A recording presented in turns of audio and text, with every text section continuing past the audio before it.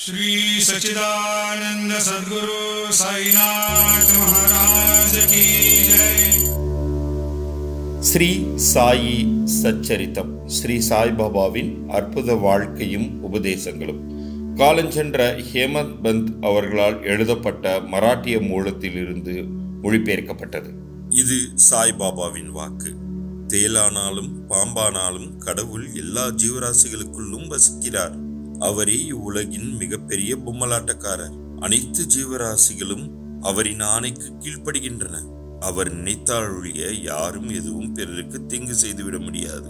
உலகம் அவரையே முழுவதும் சார்ந்திருக்கிறது. எவருமோ எதுவுமோ சுதந்திரமானவர்கள் அல்ல. எனவே நாம் கருணை கூர்ந்து எல்லா ஜீவராசிகளையும் நேசிக்க வேண்டும்.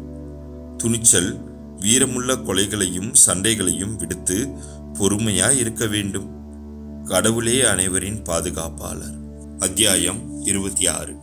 இந்த அத்தியாயத்தில் பக்த பந்த், ஹரிச்சந்திர பிதலே, கோபால் ஆம்டேகர் ஆகியோரின் கதைகள் பற்றி பார்ப்போம். முன்னுரை. இப்பிரபஞ்சத்தில் நாம் காணும் யாவும் மாயையின் விளையாட்டே. கடவுளின் ஆக்கும் ஆற்றலே இவைகள் உண்மையில் இருப்பவை போன்று தோற்றம் அளித்தாலும் அவை உண்மையில் இருப்பவை அல்ல. உண்மையான பரபிரம்மே நிச்சயமாக இருக்கிறது. இருளின் காரணமாக ஒரு கயிற்றையோ ஒரு மாலையையோ பாம்பாக நாம் எண்ணிக்கொள்வதைப் போலவே புறத்தோற்றத்தை மட்டுமே காண்கிறோம். காணக்கூடிய பொருட்களிலெல்லாம் உள்ளுரைந்து கிடக்கும் மெய்ப்பொருளை நாம் காண்பதே இல்லை. நமது அறிவு கண்களை சத்குரு மட்டுமே திறந்து விடுகிறார்.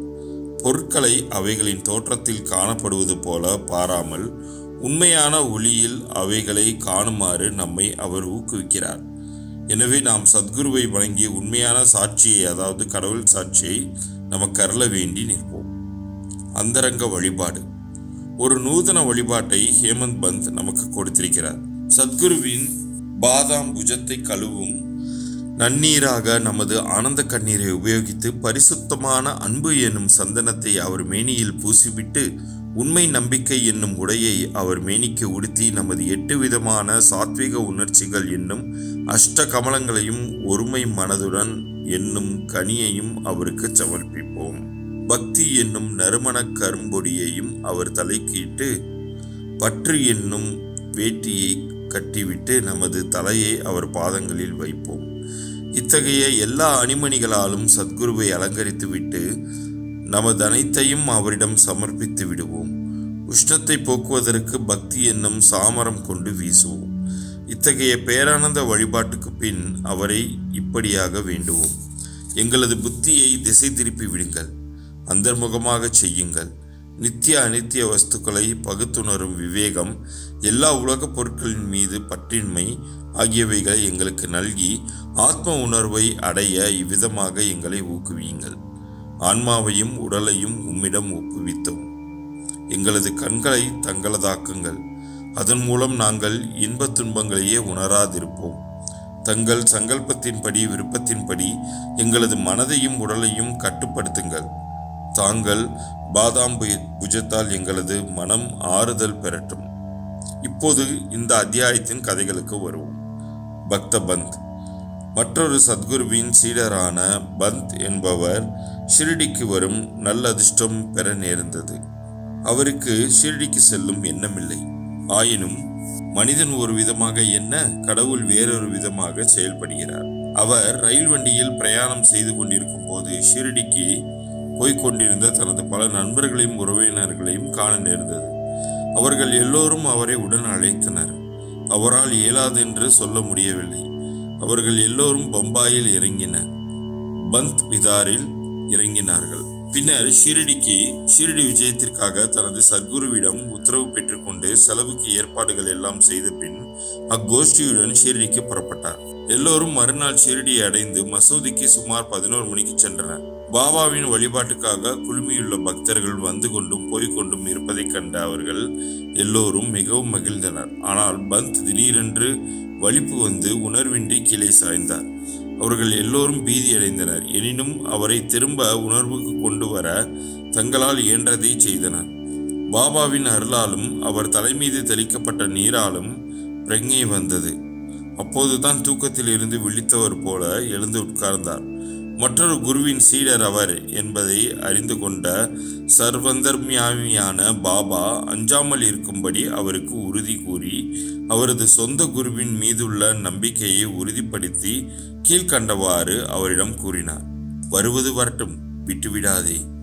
உனது ஆதாரத்தையே, அதாவது குருவையே உறுதியாக பற்றி கொண்டு எப்போதும் நிதானத்துடனும் சதாகாலமும் அவருடன் ஒன்றியும் இருப்பாய் என்றார்.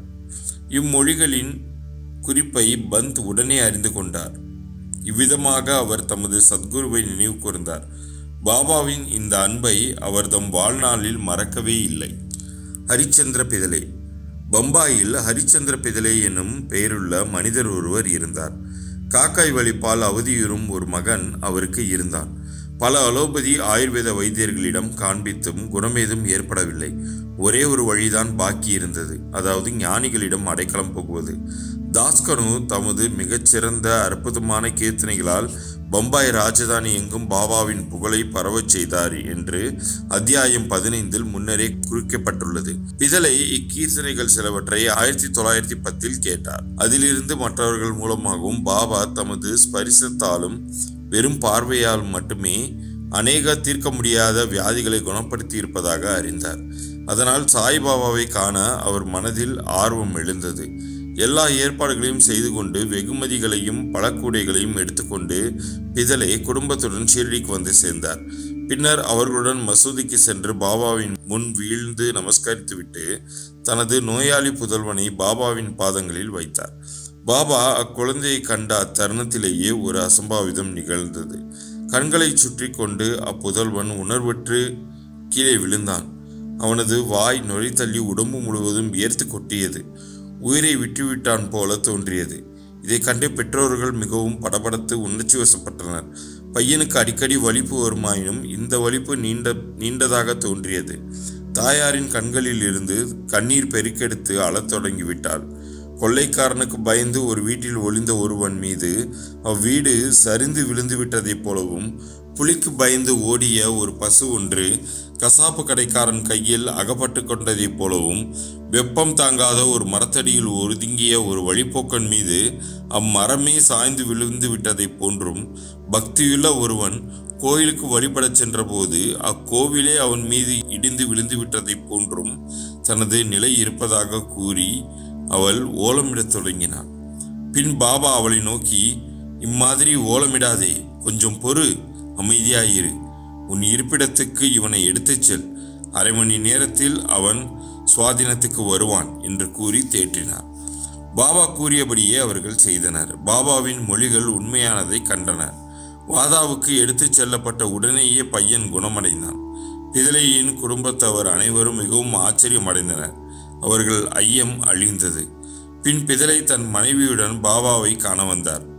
அவர் முன் மிக பணிவாகவும் மரியாதையாகவும் வீழ்ந்து நமஸ்கரித்துவிட்டு பாபாவின் கால்களை பிடித்துவிட்டவாறே மனதில் பாபாவின் உதவிக்கு நன்றி செலுத்தினார். பாபா புன்சிரிப்புடன், உமது எல்லா எண்ணங்களும் சந்தேகங்களும் கருத்துக்களும் இப்போது சாந்தப்படுத்தப்பட்டு விட்டனவா? நம்பிக்கையும் பொறுமையும் உடையவரை ஹரி காப்பாற்றுகிறார் என்றார். பிதலை வசதியுள்ள பணக்கார மனிதர். பெருமளவில் அவர் இனிப்புகளை விநியோகித்து பாபாவுக்கு மிகச்சிறந்த பழங்களையும் வெற்றிலை பாக்கையும் அளித்தார். பிதலையின் மனைவி மிகச்சிறந்த பண்புடையவள், எளிமை, அன்பு, நம்பிக்கை உடையவள். தூணுக்கு அருகில் அமர்ந்து கண்களில் ஆனந்த கண்ணீர் பொங்கிய வழிய பாபாவையே உற்று பார்த்த வண்ணம் அமர்ந்திருப்பாள். அவளது நட்பும் அன்பும் உள்ள குணத்தை கண்டு பாபா மிகவும் சந்தோஷமடைந்தார். முழு மனதோடும் முழு ஆத்மாவோடும் தம்மிடம் சரணடைந்து வழிபடுவோர் பால் ஞானிகளும் கடவுளும் சார்ந்திருக்கின்றனர். பாபாவின் சன்னிதானத்தில் சில இன்பமான நாட்களை கழித்த பின்னர் அக்குடும்பத்தினர் புறப்படுவதற்கு பாபாவின் அனுமதியை பெற மசூதிக்கு வந்திருந்தனர். உதவியையும் ஆசீர்வாதத்தையும் அவர்களுக்கு பாபா அளித்த பின்பு பிதலையை அருகில் அழைத்தார். பாபு, நான் உனக்கு முன்பே 2 ரூபாய் கொடுத்திருக்கிறேன். இப்போது 3 ரூபாய் தருகிறேன். இதை உனது பூஜை அறையில் வைத்துக்கொள், நீ நன்மை அடைவாய் என்று கூறினார். இவைகளை பிரசாதமாக ஏற்றுக்கொண்டு மீண்டும் அவர் முன் வீழ்ந்து வணங்கிவிட்டு அவரது ஆசீர்வாதத்துக்காக வேண்டி நின்றார். ஷிர்டிக்கு இதுவே தமது முதல் விஜயமாதலால் பாபா தாம் முன்னரே 2 ரூபாய் கொடுத்ததாக சொல்லியது தமக்கு விளங்கவில்லை என்ற எண்ணம் அவர் மனதில் எழுந்தது. இப்புதிர் விடுபடுவதற்கு அவர் ஆவலாய் இருந்தார். ஆனால் பாபா மௌனமாக இருந்துவிட்டார். பிதலை பம்பாய் திரும்பிய பின் தனது தாயாருக்கு ஷீரடியில் நடந்த எல்லாவற்றையும், பாபா அவருக்கு முன்னரே 2 ரூபாய் கொடுத்திருப்பதாக சொன்ன புதிரையும் கூறினார். அவரது தாய்க்கு அப்புதிர் புரியவில்லை. ஆனால் இதை பற்றி தீவிரமாக சிந்தித்த பின் நினைவுக்கு வந்த ஒரு பழைய சம்பவத்தை கூறி அப்புதிரை விடுவித்தார்.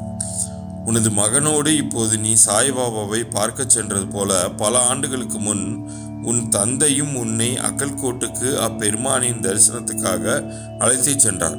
அப்பெருமான் கூட ஒரு சித்தர், பரிபூர்ண யோகி, சர்வ வியாபி, தாராள மனமுடையவர். உனது தந்தை தூயவர், பக்தியுடையவர். அவரது வழிபாடு ஏற்றுக்கொள்ளப்பட்டது.